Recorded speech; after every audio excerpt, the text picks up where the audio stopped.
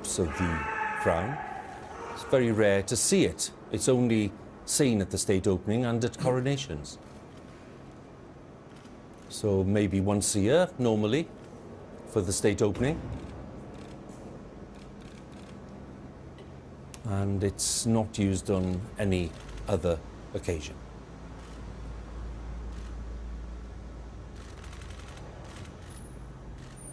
Controller of the Lord Chamberlain's household at Buckingham Palace, responsible for bringing the crown to the Palace of Westminster. And they're now waiting to take the Sword of State and the Cap of Maintenance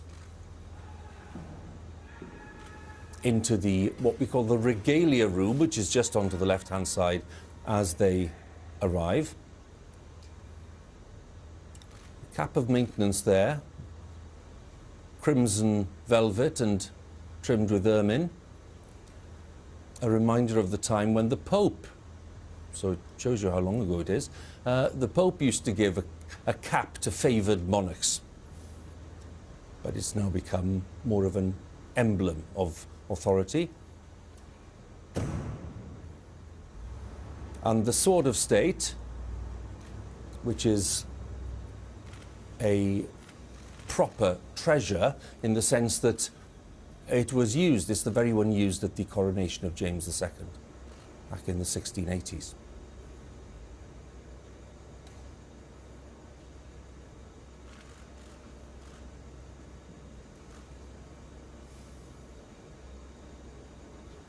So the Regalia party is in place and they'll now make their way in to the foot of the royal staircase.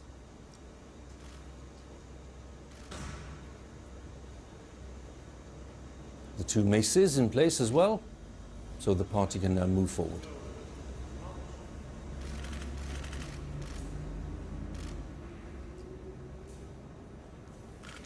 So the crown and the regalia will disappear for just a few minutes. They'll just go into the room on the left-hand side there just to make sure that everything's fine before they re-emerge and bring all the regalia back into the Royal Gallery. We'll see that in just a moment. Now, we were talking about the workload, and Chris was talking to us about the workload. What I'd like to do is just to ask the blunt question and start with Simon, if I may. Yes, there is the package already in place, the 22 billion, to help people with rising cost of energy. But I'm just wondering, why is it then that all we've heard over recent weeks is people saying, including colleagues of yours, by the way, that, you know, it's not enough. And the scale of the crisis is bigger than that. And for the Chancellor to say that we'll need to wait until the autumn to see if anything else can be done is a sign of somebody who's out of touch.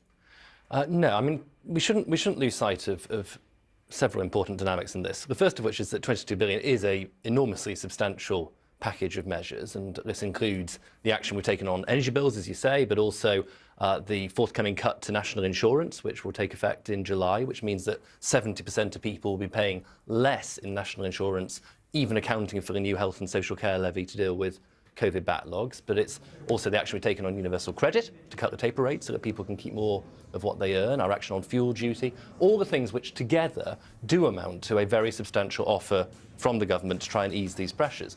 Do we recognise, of course, that there is a great deal more which is going to be called for? Of course we do, and the Chancellor keeps these things under close review. What I would say is, obviously, we've got the Queen's speech and we'll have the autumn budget. And throughout this whole year ahead, we have to bear in mind we will be spending 83 billion on debt interest, which is an important factor so as not to lose control of the public finances. So the crown's been taken into the Royal Gallery, where it'll be put on display, as I mentioned earlier, ready for the procession.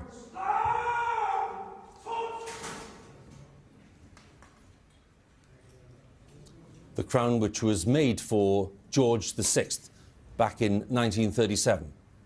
There's a copy of the crown made for Queen Victoria in the early years of the 19th century. Gold and silver and platinum and thousands of jewels. and precious stones, and it weighs a ton. Not quite a ton, but it weighs a metaphorical ton. That's fair to say, Chris, isn't it? I think that's about right, yeah. Which is why, of course, the Queen in recent years has not been wearing it, because it's quite a strain. It's been carried on a cushion in the royal procession. And here we have the two other emblems, as I said, the Sword of State, the Cap of Maintenance. They'll also be put on display, ready for the procession. Jonathan, we were talking there, Simon was mentioning this package of measures. Is it your view, not just because you want to score political points, that it's genuinely, 22 billion is genuinely insufficient? It's not about the quantum, you know. Simon has done what a lot of government ministers do. They just add up everything here and there and present it as an overall sum of money. The real issue is this: are people getting real help with their energy bills? I think the council tax rebate is a fairly absurd way to do it. We want that windfall tax on the North Sea oil and gas producers. They'd still do very well, by the way, but we would use some of that money for the benefit of businesses and households overall. So a third of British households would get £600 off their energy bill. Everyone else would get at least £200. That's real help. And don't forget, it's on the wider economic points. You know, we're recovering from the pandemic. It's a V-shaped recovery, we hope, and that is predicated, the government have predicated that on consumer spending. So if households are squeezed to the point where they're not going out, buying goods, buying services in the British economy, well, actually, the overall recovery from the pandemic is threatened. And where there is, we should always take heed of our borrowing costs. But that is partly the way this government have financed some of those costs of the pandemic, a lot of short-term debt, money created to buy longer-term government debt. So that's their own risk that they've put forward. The bottom line is, unless we get real help to households on the cost of living pressures they're facing, there's a huge problem. And why wait to the budget in October? Do an emergency budget now. The first line of this speech could be, there will be an emergency budget to give the British people real help with the cost of living pressures they face. That's what I'd like to see. We heard Simon say, didn't we, Kirsten, that, you know, 22 billion is a lot of money. We have to keep an eye on levels of debt. Can't just spend and spend and spend. Really, are you saying that, you know, you should just spend an unlimited amount of money in order to support people? What's the SNP's line? Well, you know, actually, I think that Jonathan made a really important point there. We should have an emergency statement from the Chancellor. The pressures upon people, I don't think, can be underestimated. This is an emergency for them, and the action that the UK government's taking is essentially tinkering around the edges for a lot of people. It's not going to make the difference that is necessary. People are having to decide whether they're heating their homes or feeding their family. There are choices that the UK government could make, and they're choosing not to make them. People should not have to suffer the way that they are, and it is time that the UK government stepped up.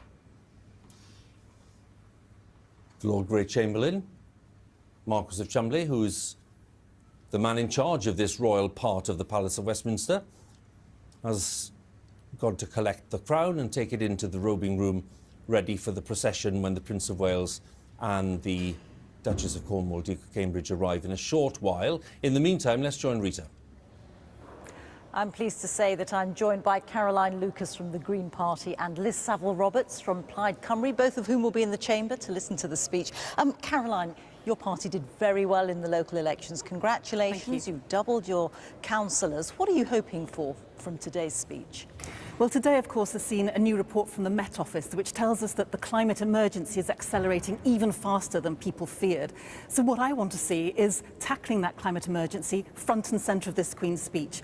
From what we've heard, it doesn't look likely. What we are told about is an energy security bill. But if that's anything like the energy security strategy, which was launched last month, then there's nothing there to help homeowners. There's nothing there in terms of a proper house-by-house, street-by-street home installation programme, which will get people's fuel bills down. It will tackle the cost of living crisis, create hundreds of thousands of jobs, and tackle the climate emergency as well. So I do fear that once again there's going to be a climate-shaped hole at the heart of the Queen's speech. You, of course, want to see cleaner energy.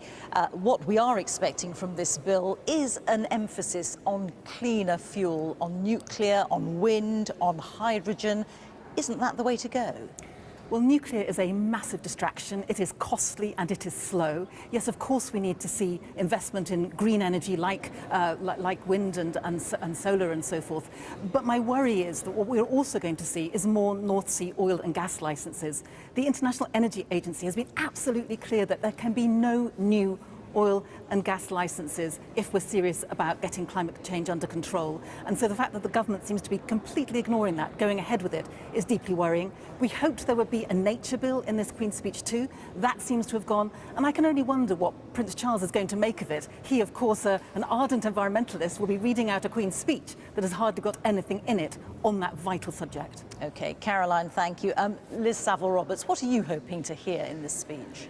Well, of course, we come up to the week of local elections when the Tories were effectively routed in Wales. They lost control over their only council and lost scores of councillors. You didn't do that well yourselves. We did well in the councils we already have high presence in. We've done very well in Wrexham. We had a fascinating new operation with the Green Party coalition, with the Common Ground coalition. And we've also announced today with the Welsh Labour government a proposal to kickstart, if you like, the Senedd with increased number of members from 60 to 96, which will improve scrutiny and will improve government performance because of it. And also, and this is really exciting for Wales, to bring in proportional representation across all the seats, which means we will address the tyranny of the majority, which of course is what we see operating here in Westminster, and actually encourage politicians to work together for the common good. And I think that is fantastic. And your reference there is to the fact that there is not proportional representation in Wales, whereas there is in Scotland and Northern Ireland. Of course, this would be for all the seats in Wales. Thank you very much indeed. Liz Saville-Roberts, Caroline Lucas, thank you both. Thanks to Rita and guests. Lord McFall there, John McFall, the former Labour MP, who's the Lord Speaker. He's the man in charge of keeping the Lords under control. Not that they're as rowdy as the House of Commons, it must be said. And then chatting there to some of the other key players today. Marquess of Cholmondeley I've mentioned. Black Rod there, right on the left-hand side, that's Sarah Clark, who will be playing a key role later when the MPs are summoned. And the gentleman just there on the, just facing the camera in the centre is the Duke of Norfolk, the Earl Marshal, who is in charge of great events, state events, such as royal funerals and ceremonial of that kind. So he's a key player as well in today's state opening of Parliament. Outside the Palace of Westminster, just approaching, is the Duke of Cambridge, who's made his way from his home in Kensington Palace.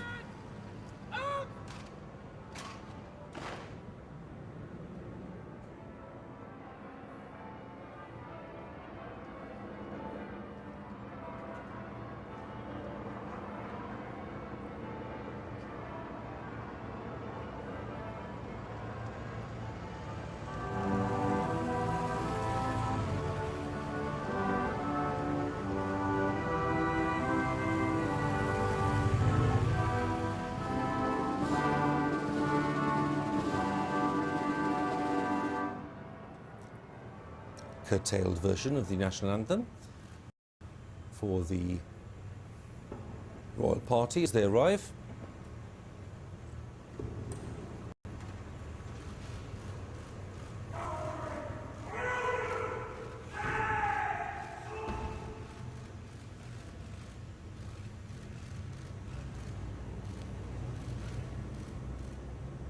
Duke of Cambridge being escorted in by the Marquess of Cholmondeley into the Palace of Westminster, making their way up to the Royal Gallery. Black Rod is with them as well, and the Prince's equerry.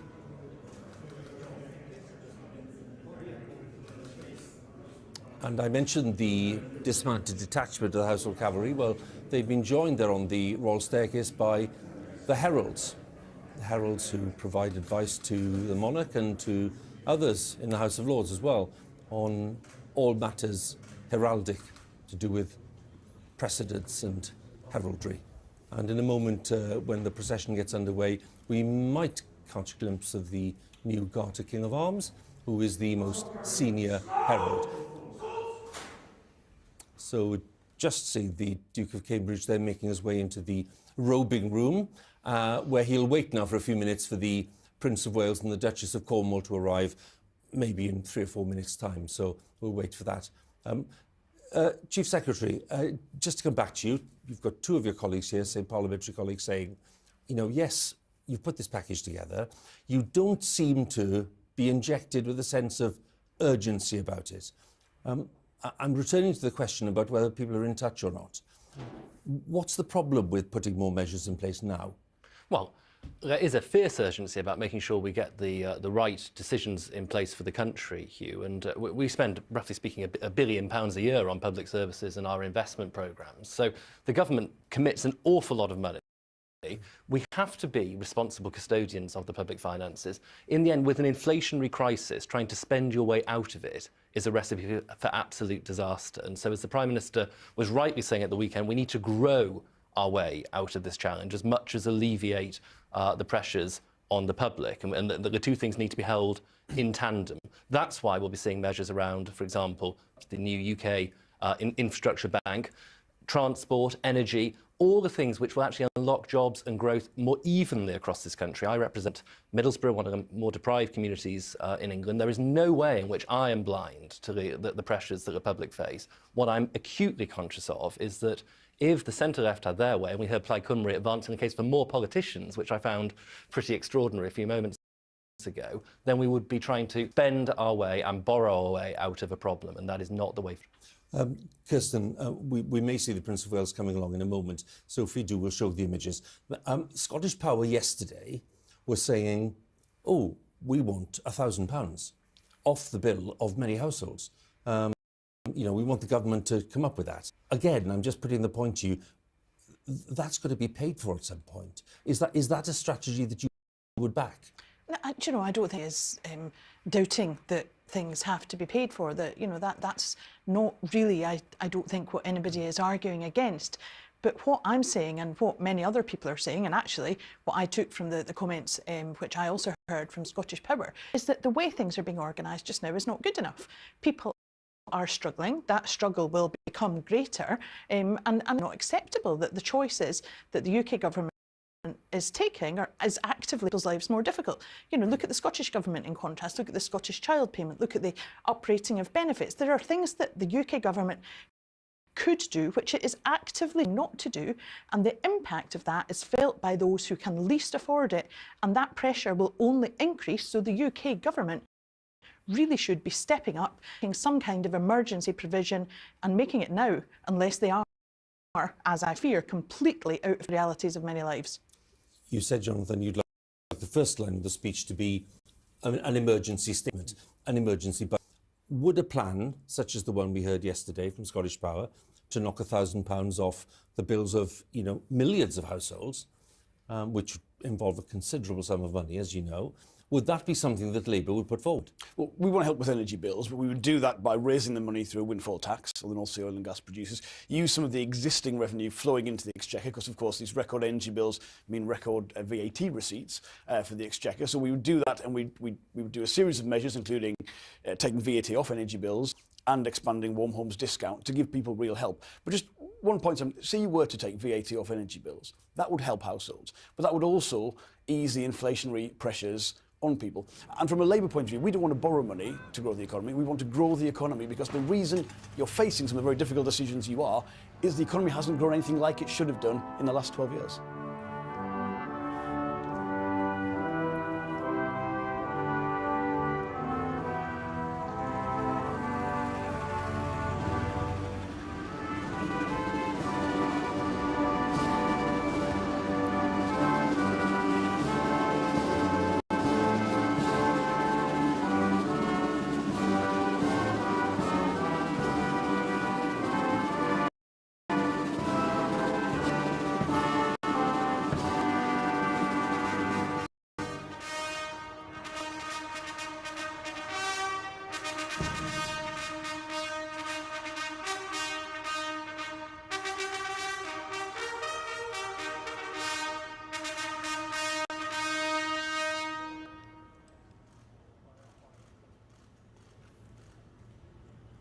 Prince of Wales and the Duchess of Cornwall arriving for this state opening of Parliament of 2022. Prince in his uniform of Admiral of the Fleet, making their way up the royal staircase, as the Prince done on several occasions when accompanying the Queen, but today representing along with his son, the Duke of Cambridge. Making their way up the stairs, the heralds. And among them, Professor Anne Curry. Now, this is a development, a female herald. We've not seen that at Westminster before.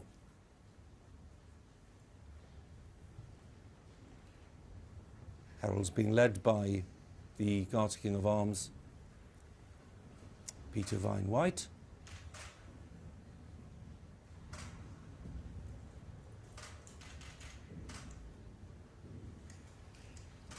Dominic Raab, the Minister of Justice, and of course the Lord Chancellor, responsible for keeping the Queen's speech safe in the Lord Chancellor's purse, which he's clutching rather firmly there, ready to give the speech to the Prince of Wales to be reading in a short while. As the procession forms up in the Royal Gallery, and they'll wait for the Marquess of Cholmondeley to signal that the procession can get underway.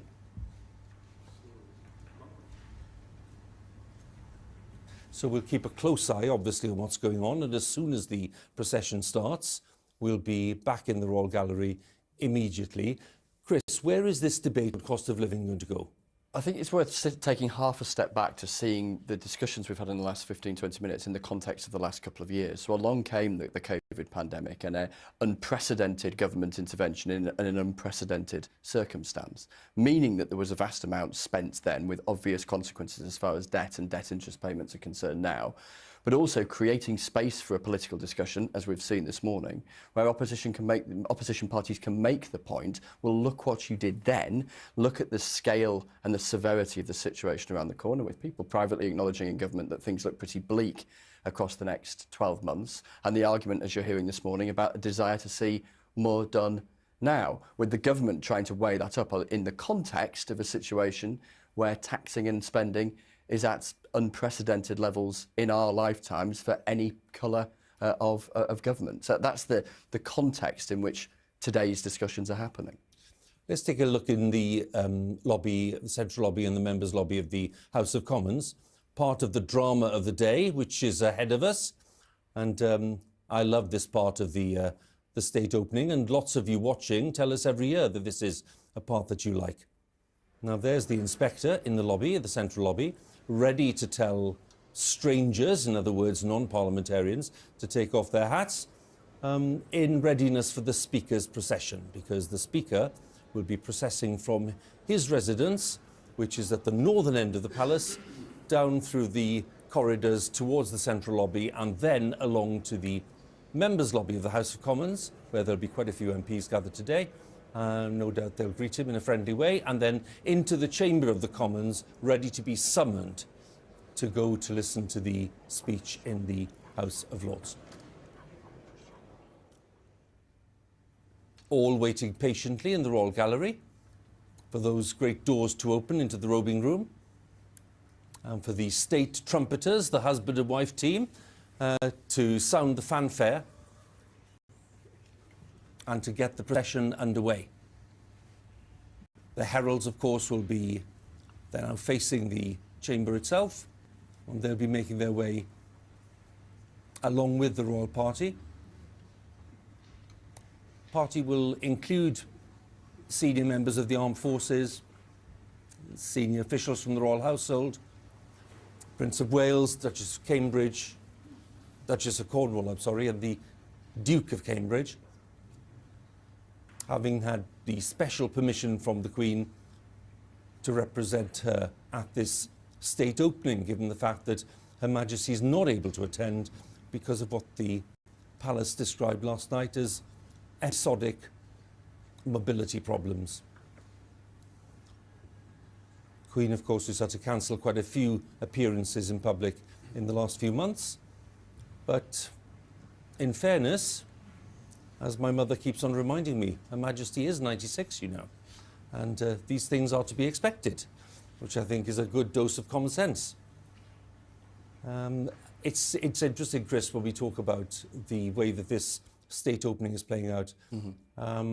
There we saw the Prince of Wales, the full royal fanfare, arriving for the state opening. And we're seeing him for the first time in a fully formal context, assuming the responsibilities of the monarch.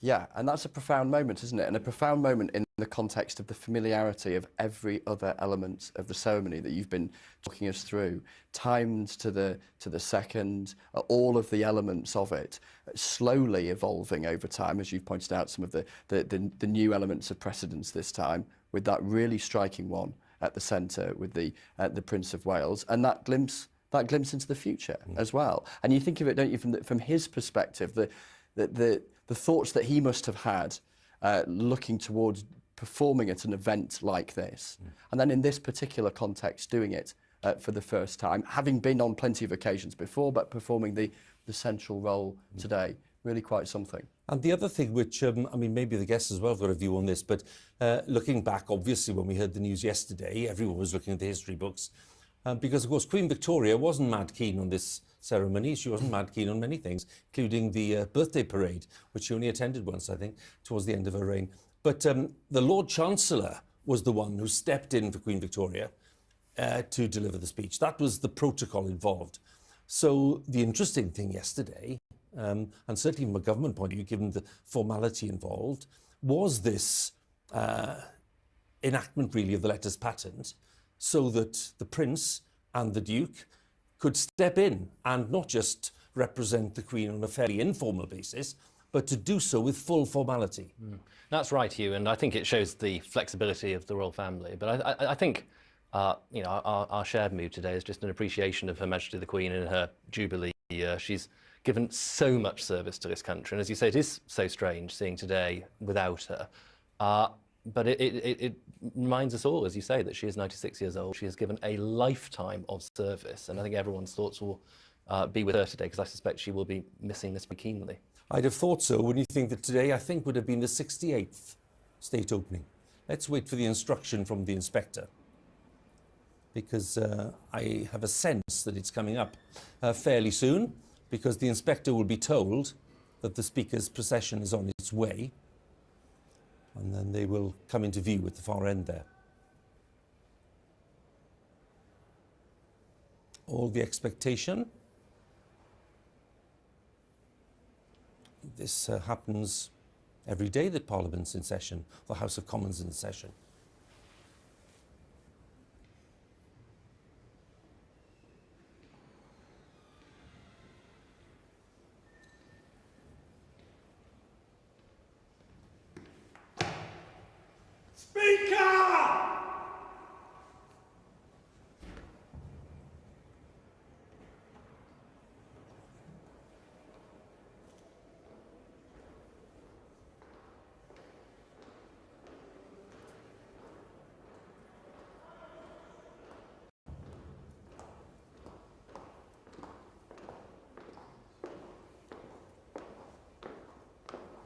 Hats off, strangers!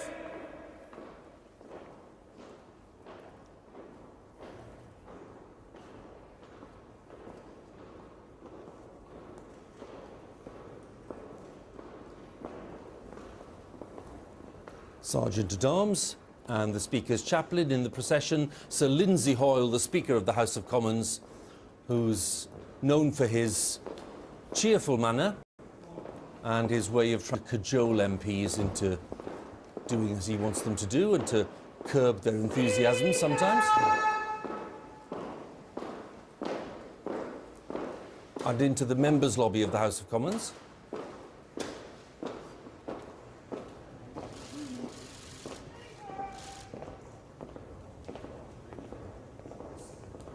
So into the chamber of the House of Commons, which in a short while will be closed very firmly when Black Rod approaches, just to demonstrate the independence of the House of Commons from the monarch.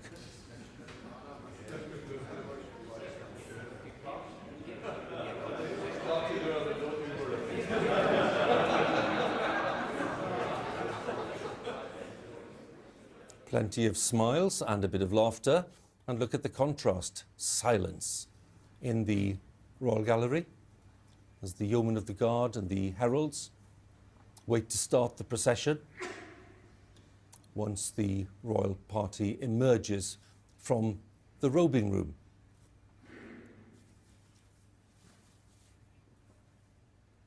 And that sense of expectation, of course, also present in the chamber of the House of Lords. Great creation of Barry and Pugin, with that wonderful canopied throne which dominates the chamber. But today, the pair of thrones no longer there. The sovereign's throne has been taken out for today's event, and what is known as the consort's throne, slightly lower in terms of its height, is there for the Prince of Wales. So we're waiting for the state trumpeters.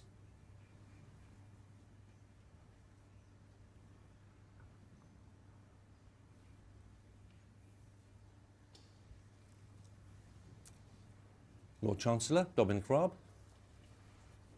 waiting with the speech.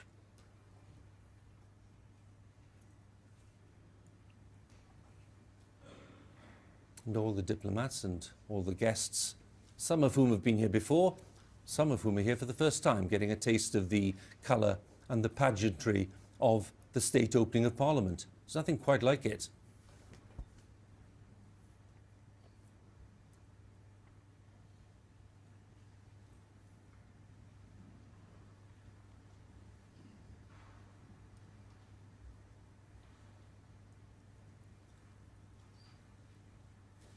So the state trumpeters, a signal of the fact that we are in a royal section of the palace, and all of the ceremonial that we'll see shortly is there to demonstrate the fact that while the sovereign can go wherever he or she wishes in this part of the palace, to enter the chamber of the Commons is not something that's allowed.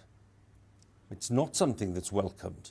So when the monarch's representative, Blackrod in this instance, is sent to summon members of Parliament, Blackrod will find that the door of the House of Commons is closed. That's the statement of the independence of the chamber. And then they will come of their own free will to listen to the content of the speech, led by the Prime Minister and the leader of the opposition. And won't it be interesting in a short while to see the body language between the Prime Minister, Boris Johnson, and Sir Keir Starmer for Labour, given the events of recent days?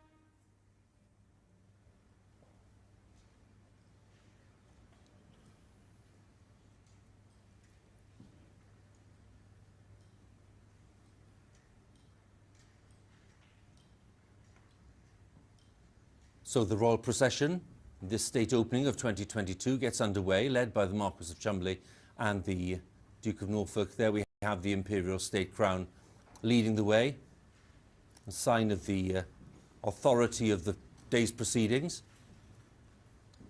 And representing Her Majesty the Queen, we have the Prince of Wales, Duchess of Cornwall, and the Duke of Cambridge, following the crown on its way into the chamber of the House of Lords.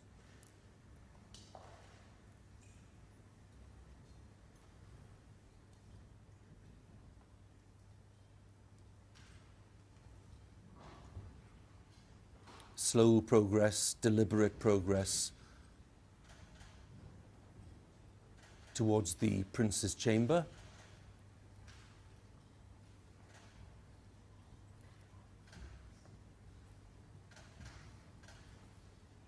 This little anteroom, dominated by Tudor portraits and by a huge marble statue of Queen Victoria, and it leads directly into the chamber of the House of Lords.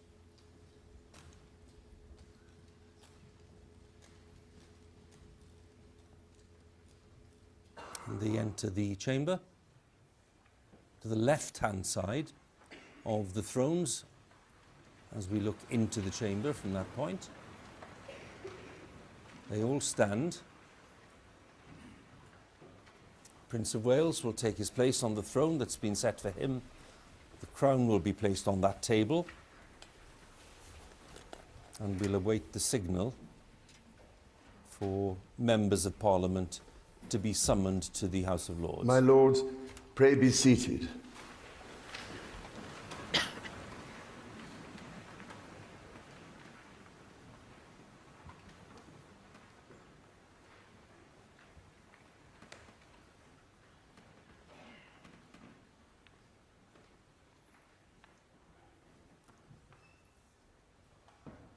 Signal's been given and acknowledged by Blackrod.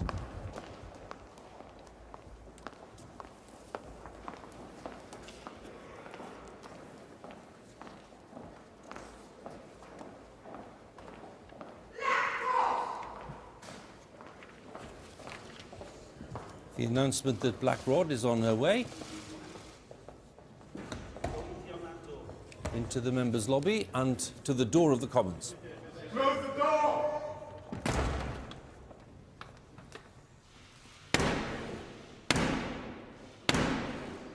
It's Blackrod. Open the door.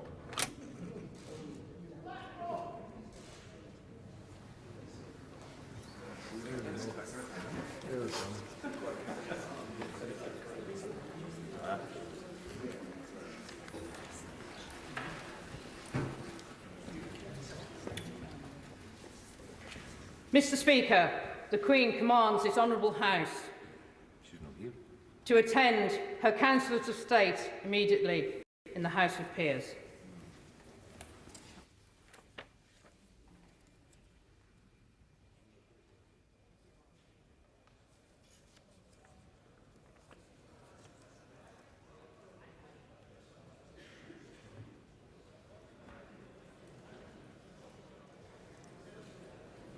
So a little change in the wording, as you'd expect, because they're not going to attend the Queen, but the Queen's councillors.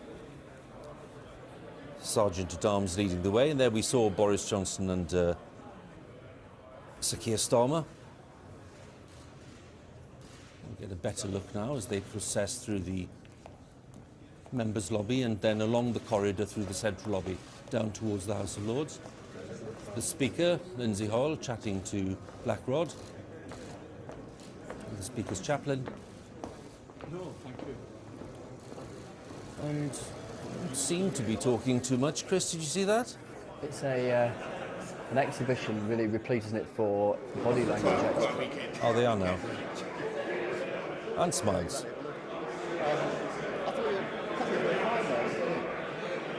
Well, that's a little more jolly than I'd have expected, Chris, really. It's yeah, it really is an occasion, isn't it, for the body language experts and the lip readers, because most of the words we don't quite catch, and a good old chance for small talk. Can you sustain a conversation that isn't primarily about politics for the duration of the walk?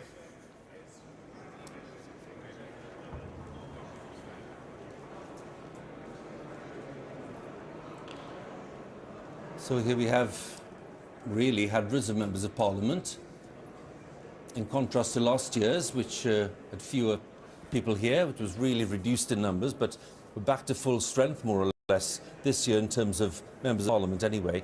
And in they come to the House of Lords, and they'll crowd in there. Prime Minister, of course, and Labour leader, the SNP leader, Ian Blackford, is there, and members of the Cabinet, some members on Labour's front bench. And they'll all squeeze in. And once things have settled down, Prince of Wales will be presented with the speech, which has been written by the government and outlines the programme for the year ahead.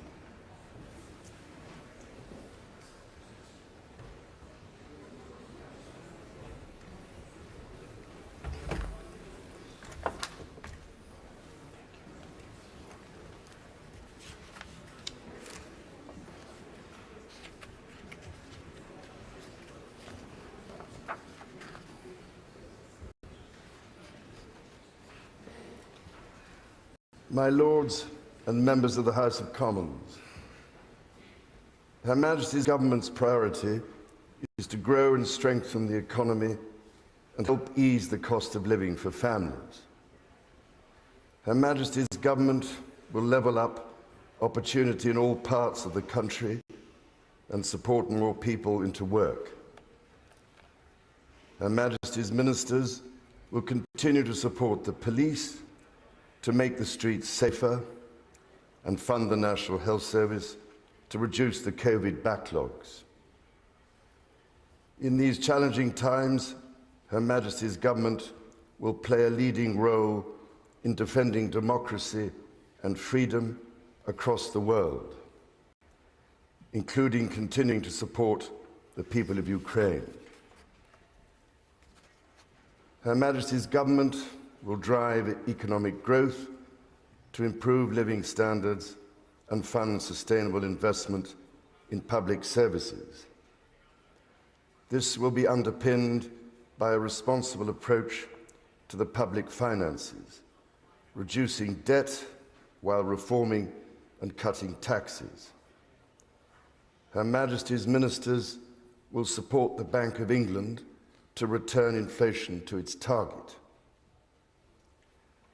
A bill will be brought forward to drive local growth, empowering local leaders to regenerate their areas and ensuring everyone can share in the United Kingdom's success. The planning system will be reformed to give residents more involvement in local development.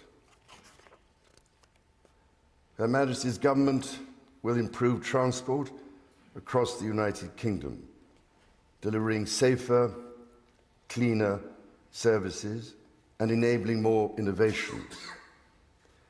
Legislation will be introduced to modernise rail services and improve reliability for passengers. Her Majesty's ministers will bring forward an energy bill to deliver the transition to cheaper, cleaner and more secure energy. This will build on the success of the COP26 summit in Glasgow last year. Draft legislation to promote competition, strengthen consumer rights, and protect households and businesses will be published. Measures will also be published to create new competition rules for digital markets and the largest digital firms. Her Majesty's government will establish the UK Infrastructure Bank in legislation, with objectives to support economic growth and the delivery of net zero. Reforms to education will help every child fulfil their potential wherever they live, raising standards and improving the quality of schools and higher education. Her Majesty's ministers will publish draft legislation to reform the Mental Health Act. Her Majesty's government will continue to seize the opportunities of the United Kingdom's departure from the European Union to support economic growth. Regulations on businesses will be repealed and reformed. A bill will enable law inherited from the European Union to be more easily amended. Public sector procurement will be simplified to provide new opportunities for small businesses. New legislation will strengthen the United Kingdom's financial services industry, ensuring that it continues to act in the interest of all people and communities. The United Kingdom's data protection regime will be reformed. Her Majesty's government will continue to champion international trade, delivering jobs across the country and growing the economy. Legislation will be introduced to enable the implementation of the United Kingdom's first new free trade agreements since leaving the European Union. Her Majesty's ministers will encourage agricultural and scientific innovation at home. Legislation will unlock the potential of new technologies to promote sustainable and efficient farming and food production. Her Majesty's government will protect the integrity of the United Kingdom's borders and ensure the safety of its people. Her Majesty's ministers will take action to prevent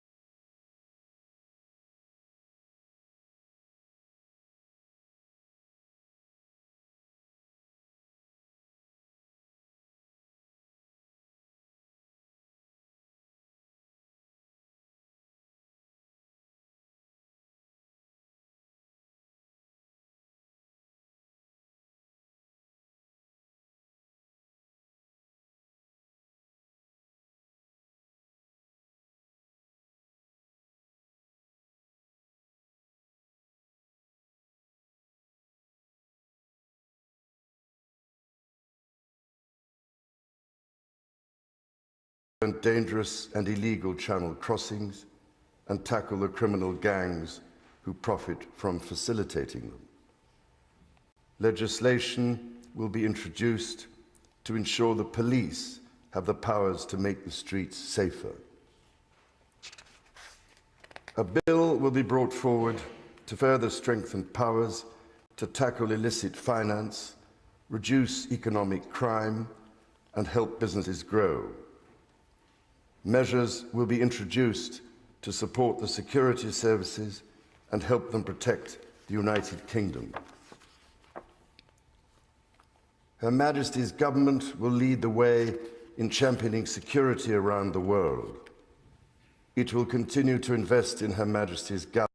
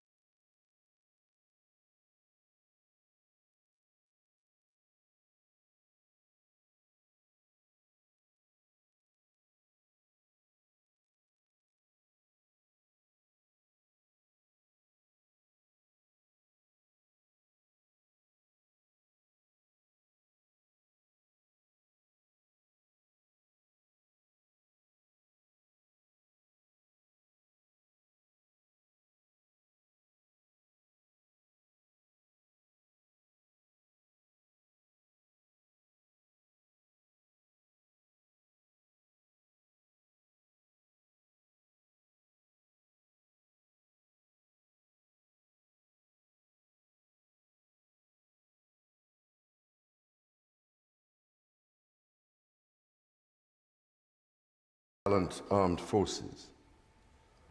Her Majesty's ministers will work closely with international partners to maintain united NATO and address the most pressing global security challenges.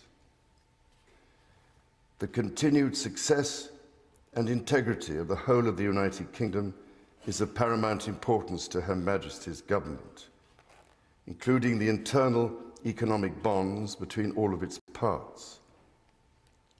Her Majesty's government will prioritise support for the Belfast Good Friday Agreement and its institutions, including through legislation to address the legacy of the past.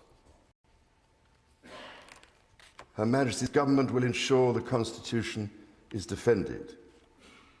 Her Majesty's ministers will restore the balance of power between the legislature and the courts by introducing a Bill of Rights.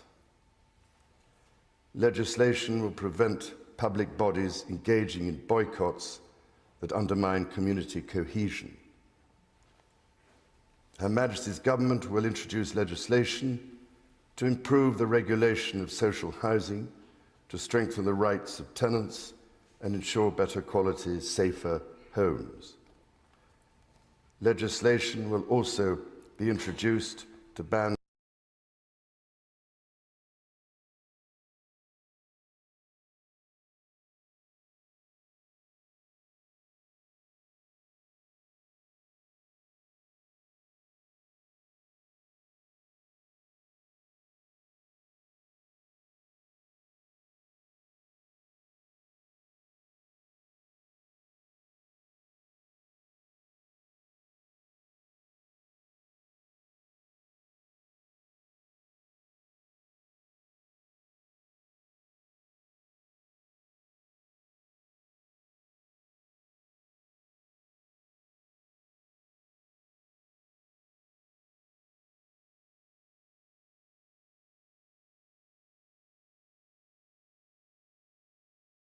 conversion therapy. Proposals will be published to establish an independent regulator of English football.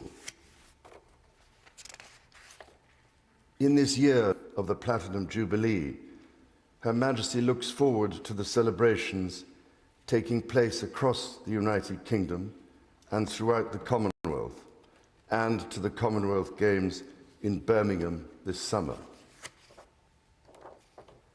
Members of the House of Commons, estimates for the public services will be laid before you. My Lords and members of the House of Commons, other measures will be laid before you. Her Majesty prays that the blessing of Almighty God may rest upon your councils.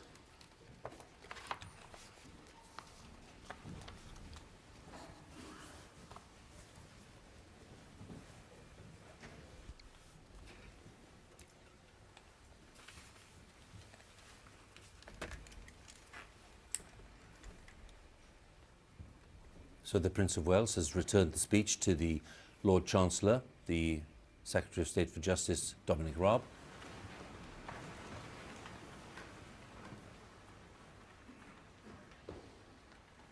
And the procession will gather once again to return through the Royal Gallery and then via the Sovereign's entrance, where the Royal Party will leave the Palace of Westminster.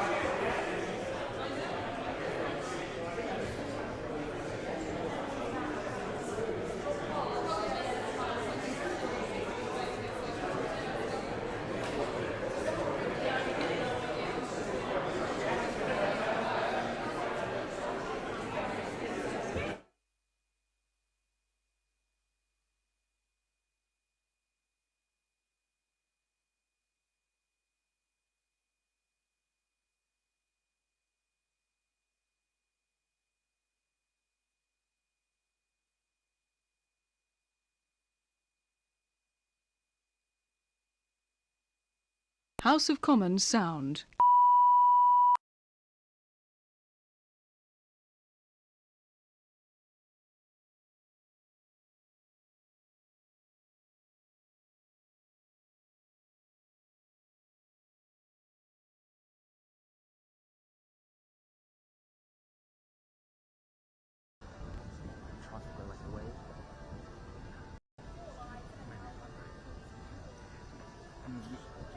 Kind of like just